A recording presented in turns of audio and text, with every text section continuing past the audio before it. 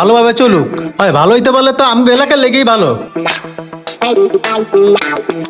মুন্না ভালো থাকো। হ্যাঁ ভাই, দোয়া করেন ভাই। হ্যাঁ ভাই।